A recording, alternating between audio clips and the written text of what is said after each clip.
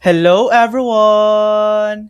In this video, I'll show you how to fix login errors on Instacart. First, try the basics. Restart your phone, check your internet connection, and make sure the Instacart app is updated. If that doesn't work, uninstall and reinstall the app.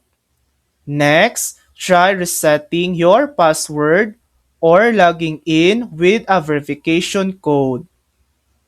You can also clear your app cache to remove any temporary issues.